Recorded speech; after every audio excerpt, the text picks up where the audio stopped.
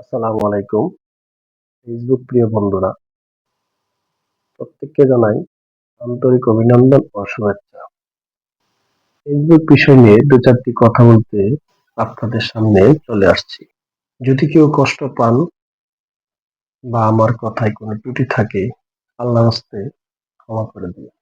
Facebook platform একসময় ছিল একটা বিনোদনের প্ল্যাটফর্ম, যেখানে আমরা একে অপরের সাথে মেনে হাই হ্যালো করতাম। কিন্তু আজকে সেই ফেসবুক প্ল্যাটফর্ম একেবারে একটা প্রফেশনাল হয়ে গেছে।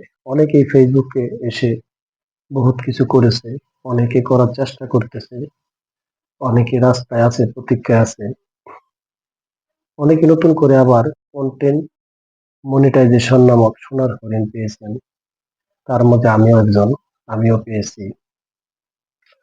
সবচেয়ে ভালো কথা হচ্ছে ইদানিং প্রত্যেকে লাইভ করে, কিন্তু সেই লাইভে গিয়ে বিভিন্ন ধরনের লোভনীয় কথাবার্তা বলে থাকে, যে বিষয়টি আমি অনেকেরই লাইভে দেখেছি। ফুলের ভালোবাসা দিবে, লাইভ ফলোয়ার দিবে, ইনভাইট করবে, কিন্তু ঘন্টার পর ঘন্টা লাইভ শোনার পরেও তারা ফুলের ভালোবাসা দেয় না। বিভিন্ন ধরনের অজুহাত, নেটওয়ার্কের প্রবলেম, বিদ্যুৎ চলে যাচ্ছে, এই মুহূর্তে ওয়াচিং কমে গেছে, লাইভে লোক নেই, এখন লাইভ কেটে দিচ্ছি, এই ধরনের কথাবার্তা বলে নিজেদের স্বার্থ হাসিল করে চলে যায়।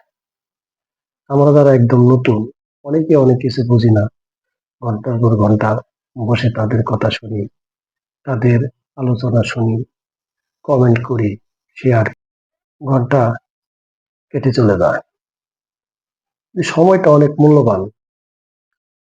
কেউ পায়, কেউ পায় না, কেউ ভালোবাসা দেয়, কেউ দেয় না। এইগুলো নিয়েই অনেকের মনে কষ্ট পায়।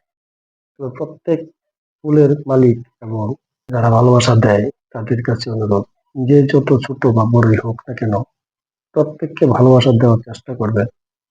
এবং তারা যে কমেন্ট গুলো করে বা অসৌজন্যমূলক আচরণ করে, আপনারা পুরাতন হিসেবে নতুনদেরকে সেইগুলো ভুল ধরিয়ে দিবেন। প্রয়োজনে হোয়াটসঅ্যাপ বা মেসেঞ্জারে নক দিয়ে বলবেন যে এইভাবে নয় সেভাবে কাজ করেন।